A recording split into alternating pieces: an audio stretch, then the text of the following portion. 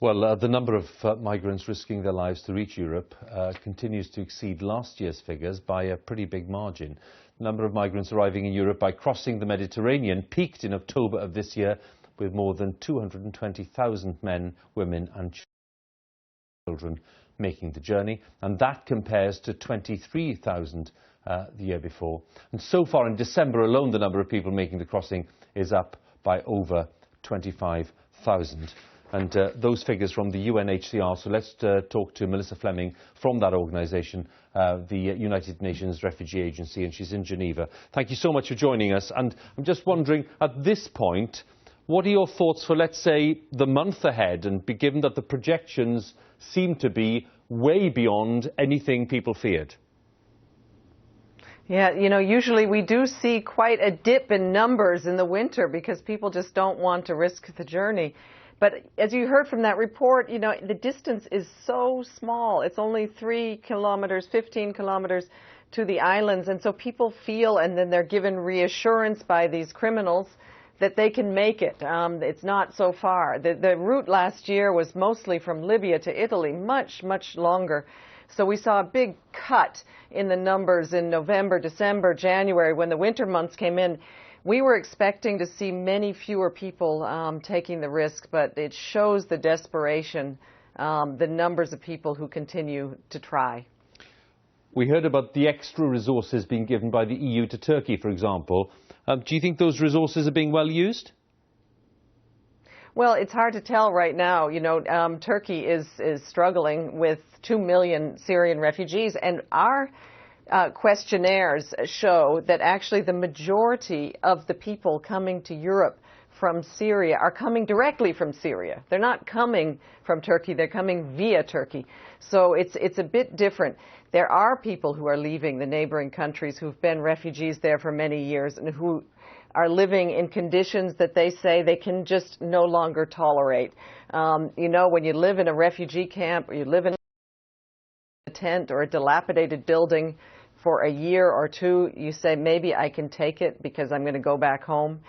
When your child is out of school and working in the field, you can say, maybe I can tolerate this because it's going to be over. But the problem is the war continues to rage, the conditions continue to get worse, and there was an opening in Europe where they thought maybe there they could be welcomed, maybe there they could put their kids in school, and so they're taking the chance despite the risk. There's a wealth of information in the questionnaire and the survey that you just mentioned there, and there are lots of interesting aspects to it, not least the level of education among those who've decided to make that very difficult journey from Syria. What would you pick out as the most interesting features of the answers you got? Well, most were students, interestingly. It was a sample that was quite a meaningful sample. We have a lot of professionals who are fleeing. What struck me was that it looked like, when you looked at the professions, it looked like an entire community had fled. So you have bakers and barbers and students and teachers and electricians and housewives. So the whole fabric of society is on the run.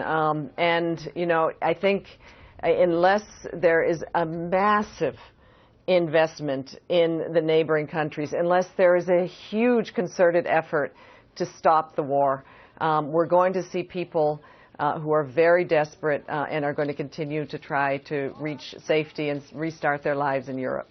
We've been saying for many months now that the main destination for lots of these people is Germany. Has that changed at all? Is Germany still for them the place where they think they can find work and rebuild their lives? Certainly, they do believe that Germany, also we have to take Sweden and put that into the mix, and you know, proportionate to their population, Sweden has taken the most. Also Austria, those three countries. This is not sustainable, and obviously Europe needs to come together, and it has to be a shared responsibility. There's no way that Germany can go on, Sweden can go on, Austria can go on taking the lion's share of the refugees and the migrants coming into Europe. If every country in Europe took a bit of the share, nobody would notice these numbers. Melissa Fleming, good of you to join us, and thanks for shedding some more light on that research that you have there. Melissa Fleming there from the UNHCR in Geneva. Now, the NHS in England has missed targets in 4 key areas of patient care, according to the latest figures for October.